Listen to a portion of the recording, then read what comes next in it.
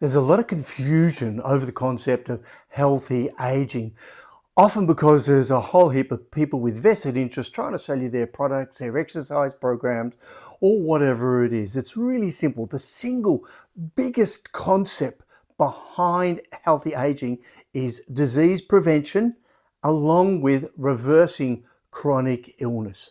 90% of the disease that we're inflicted with, that everybody has, the metabolic conditions and so on, are absolutely preventable. And that takes us to the concept then that healthy aging isn't just about living longer, it's about living better. It's about ensuring that you've got the right amount of energy and clarity and vitality as you age to be able to do the things you enjoy doing. Now, the other problem with healthy aging, I've got a whole heap of people in their 30s and 40s and telling me what to do. I'm sorry. When you've got a little bit of experience behind you, yes, I do have a bit of experience behind me. There are some really simple things that you need to understand. And the first, when it comes to disease prevention, that all of the metabolic illnesses, from heart attack, stroke to cancer and so on, are linked with inflammation, oxidation, and as a result of those two, mitochondrial dysfunction. And they're all linked together. So when you have one condition, you're usually on the way to having another condition or having two or three of these metabolic disease conditions. And unfortunately, modern medicine is all about treating the symptoms, managing the symptoms, and not preventing or reversing the condition. Years ago at a conference, I argued, why do you have diabetes and pre-diabetes and pre-diabetes? Because when you've got pre-diabetes, there's a really good chance, about 30 or 40%, you're going to go on and have diabetes type 2, and then you're going to go on and have all the metabolic complications along with hypertension and heart attacks and strokes and all those other conditions along with it, rather than saying when you've got pre-diabetes, begin to stop it. Stop it in its tracks. Yes, you can, and that's been known for 30 or 40 years. However, there is no real benefit economically for the medical system if they say, well, get out there, exercise, eat the right foods, there's some really good herbs and spices, a couple of supplements will do, and guess what? You'll be able to stop it in its tracks and even reverse it. And as I've said, we've known that. We've known that for 40 years, ever since I've been researching these topics. Researchers are already publishing papers and so on, all of these conditions. Unfortunately, modern medicine has become a money-making venture. And all of the science behind that modern medicine industry is geared towards selling you products rather than reversing the disease. So they're all connected. And what we know is that if you've got one condition, literally one condition, whether it's obesity, it'll take about 8 to 10 years off your life. You've had a heart attack already, that'll take 8 to 12 years off of your life. If you've got diabetes, it'll take 7 to 8 years off your life. And if you've got, in general, if you've got one major chronic illness, it will take about 7 to 10 years off your life. But not just 7 to 10 years, then on top of that, or should I say underneath that, are the years that you lose in the quality of your life. If you've got multiple conditions, and so you're on 3 or 4 or 5 or 6 or 7 or 8, 9, 10 medications, which great for treating the symptoms, but they're not getting rid of the underlying causes of inflammation, oxidation, and mitochondrial dysfunction. So if you've got multiple conditions, 2, 3, 4, or so on, it's actually going to decrease your lifespan by 10 to 20 years. And then it's 10 to 20 years below that of disability, not being able to do the things you used to do with all that vim and vigor and vitality and creativity. So a 50-year-old who has multiple, 2 or 3 of these chronic forms of illness, literally has got the same life expectancy or mortality rate as a person, a healthier person who is 65 to 70 years of age, my category already.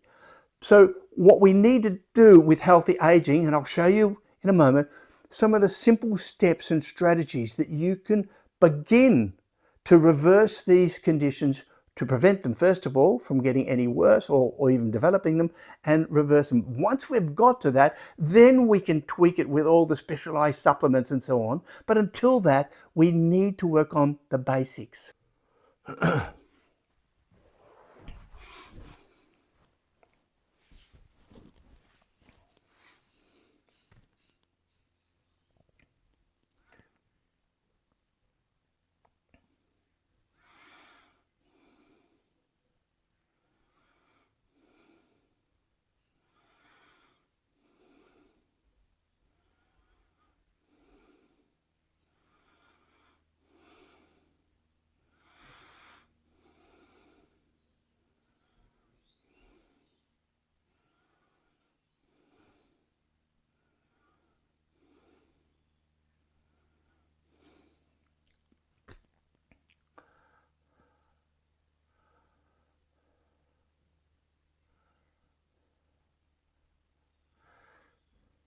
The single best place to start is an integrated approach. There is no one super silver bullet that's going to solve all of the health issues you've got.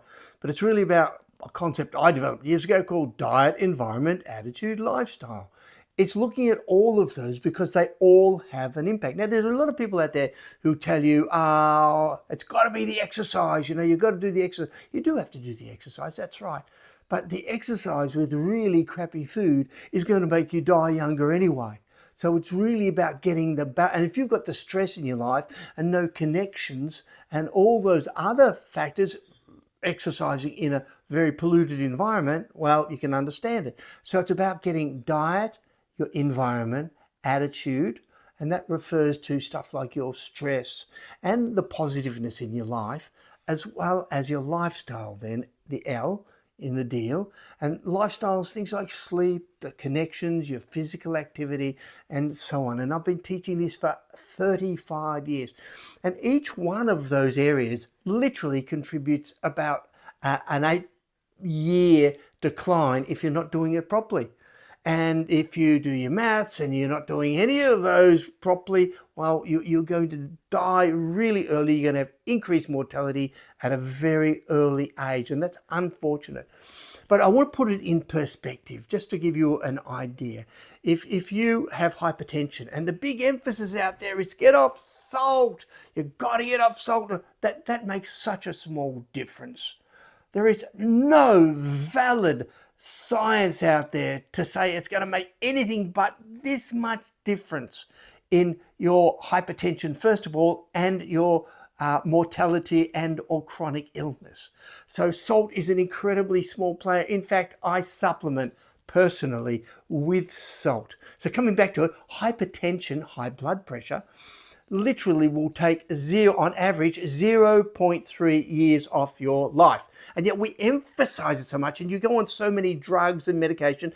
And I've already highlighted the pharmaceutical industry rules and runs the medical industry. Their primary goal is not your health, it is their economic well-being, their profits. And as a result of that, we get pushed aside. Hypertension is a small player. Is it something you can deal with? Yes, and I've got great videos on how to reverse hypertension. As I said earlier, what you want to do is prevent these chronic illnesses and conditions and begin to reverse them. And how do you do it? Well, it comes first of all through nutrition. Attitude, stress is a big player in hypertension. Often you'll go to a doctor, for example, and your stress levels go up, and so does your hypertension. What you want to do is learn to control that stress, not just manage it like, oh yeah, I like stress and so on. If it's going to kill you, no, you don't like it. What you want to do is learn lots of ways to manage your stress. But then it comes to lifestyle factors, and exercise is a big player. Obesity, weight gain is a big player in hypertension and so on. But as I've said, I've already got videos out there to show you, even one specifically on our blood pressure smoothie, which I've been teaching now for over 20 years. And it's shown huge results literally all around the world because that's where I used to speak. So coming back to it, then you've got smoking, and smoking, heavy smoking takes off 7 to 14 years of your life. and I was involved with tobacco smoke control and smoking years ago. In fact, I wrote the paper, I coordinated the paper with my researchers on looking at levels of tobacco smoke in clubs and pubs in Western Australia, which led to them being banned in Western Australia, which then led to them being banned around the country. Oh, and the last one was New South Wales, and that's because, yes, the politician in charge at the time then went on to take a lucrative directorship with Philip Morris, the smoking company.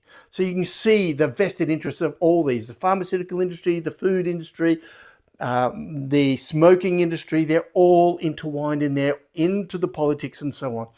So then we come to things like inactivity, and inactivity is a huge player out there, and it takes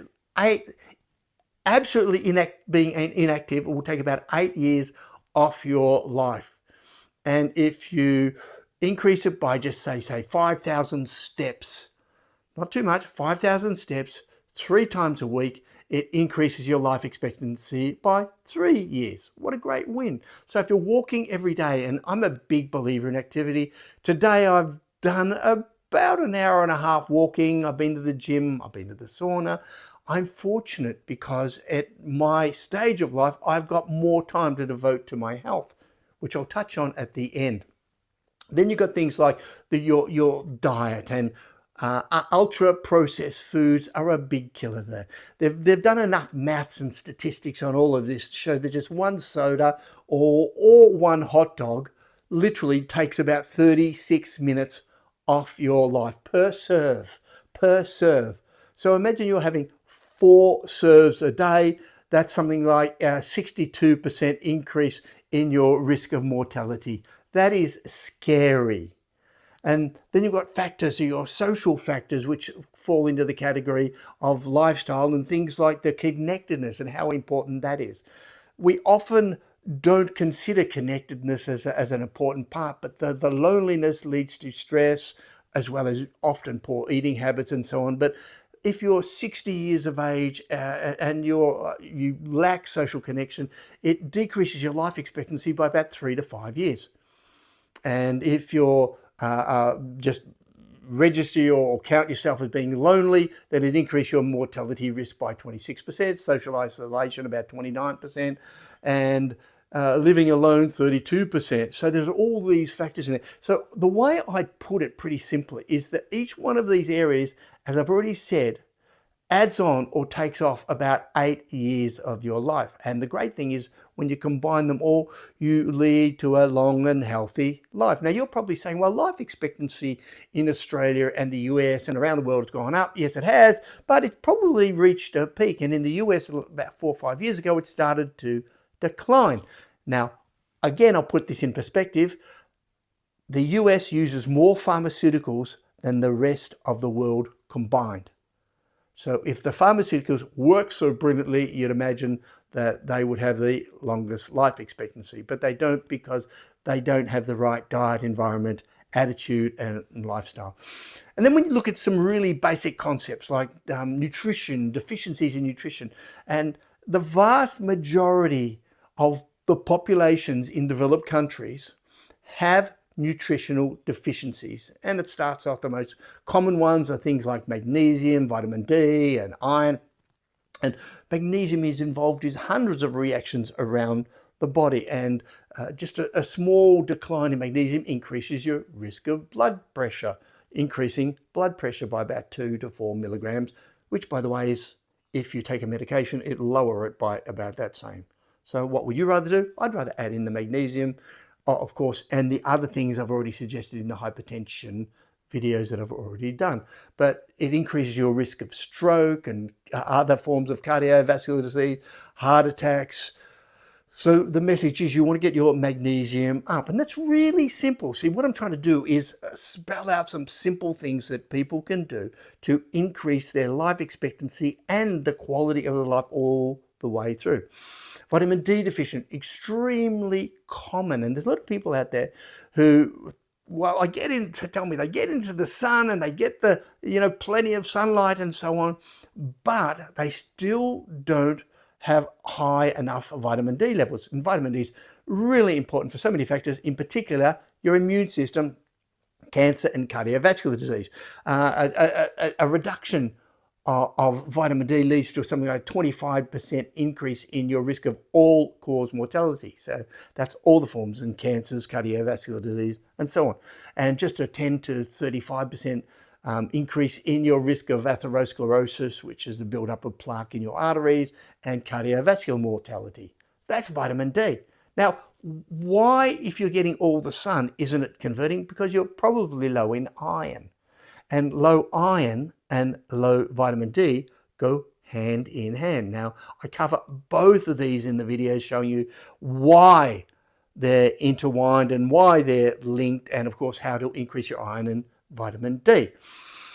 The other side to it is that with low vitamin D, the other side to it is that people are told to stay out of the sun and they're told to supplement. Well, supplementing is great, but it actually ends up being a slightly different form and responding differently in the body to getting sunlight. You require both, but by far the largest amount comes from our exposure to the sun.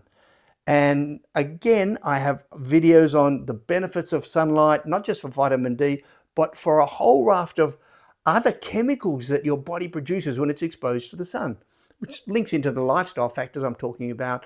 Getting out in the sun, exercising in the sun, having your picnics, having your walks, doing things in the sun is critical. Don't sunburn, but getting out in the sun. And I cover that, as I said, in the video.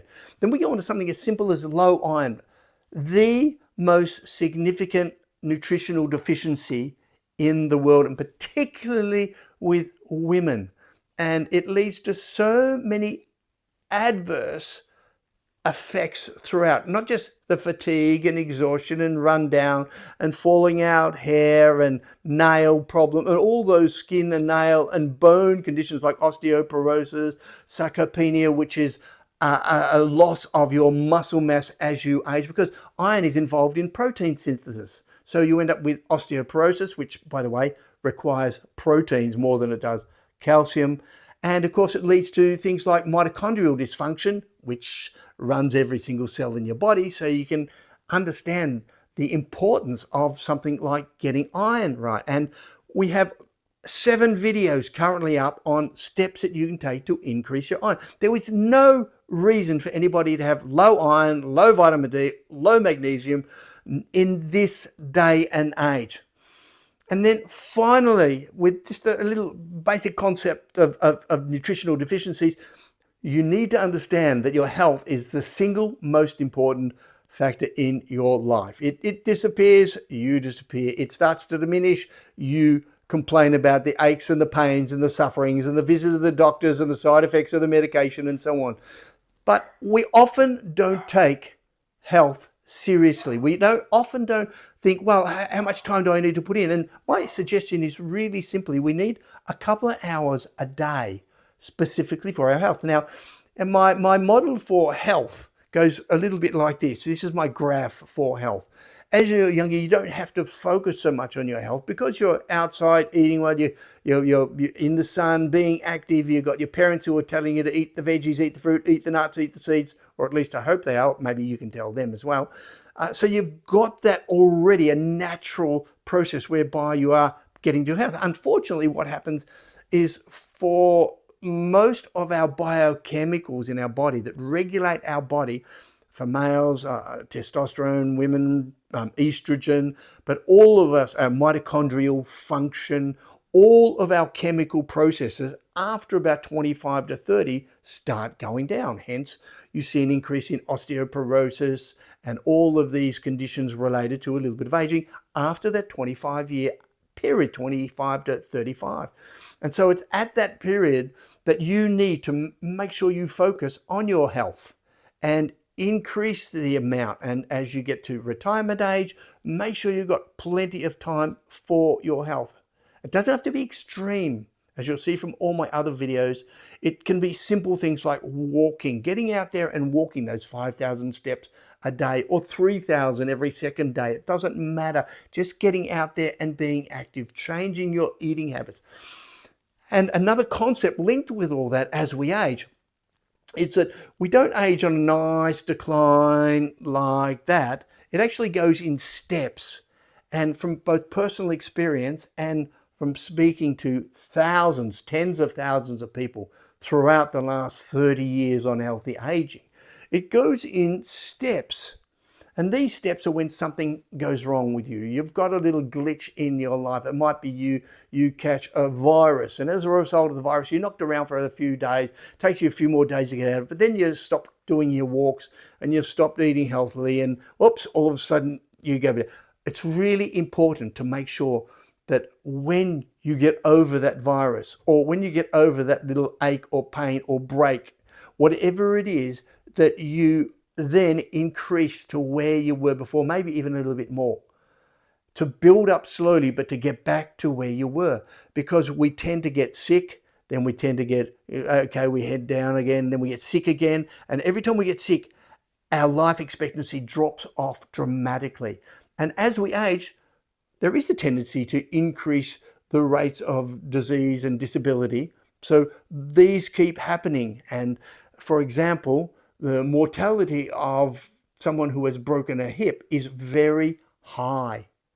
And it's high because if you don't get out straight away and start exercising and building your muscles, you go into a rapid state of frailty. Now, most of the hospitals will get you up walking literally that day of the operation, if not the next one. And I've seen experiences of the difference between the people who got up and walked around and did all the exercises and did more of the exercises and went to where they were before the broken hip. They lived another 10 or 15 years. The other people who don't get back on the bicycle, they don't get back exercising, they don't get back eating well, they decline rapidly, because all of a sudden all these other forms of chronic illness, which is where I started, start to appear because you're not doing the right thing. All these forms of chronic illness are literally metabolic dysfunctions as a result of our poor diet, environment, attitude, lifestyle. You don't have to be a Spartan. You don't have to be a supreme athlete, but you do need to get out there and do the things that you know are good for you. And I outline those in all of the other videos. You do need to do these as much as you can every single day.